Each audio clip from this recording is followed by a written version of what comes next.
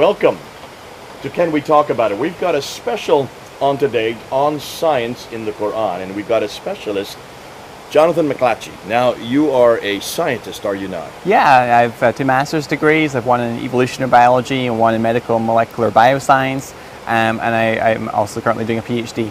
Wow, so you really know science. You're the science guy. You're the go-to guy when it comes to science.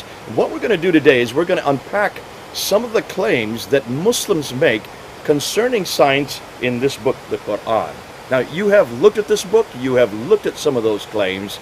Give me an overview of your reaction to what you're hearing them say.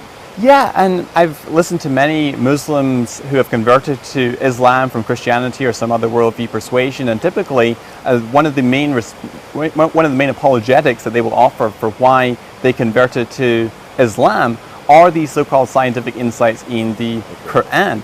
And they give many examples, and they try to argue that this could only have been the product of divine inspiration and couldn't have been the work of a human being, that someone living in the 7th century AD, like Muhammad, who was purportedly illiterate and so forth, who predated the scientific revolution, how could he possibly have known these things way back then?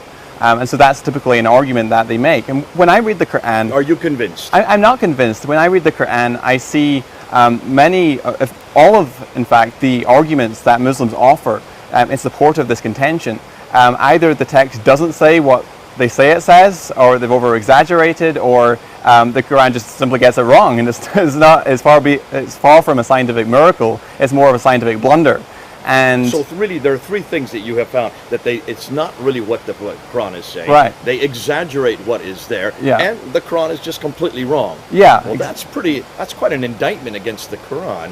What we're going to do, John, is we're going to look at some of these examples. But your overview is there's a problem here. Yeah, there's a real problem. Now, before we even get into some examples, why do you think Muslims are so concerned with finding scientific discoveries in the Quran? What's the reason do you think is going on? Well, in our modern Western world, we're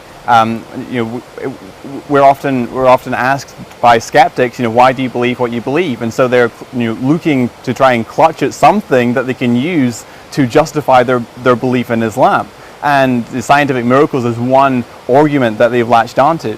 This is very popular. Yusuf Qaradawi in Al Jazeera television. This is one of his favorite programs every night. He unpacks these supposed, as you would say, scientific miracles.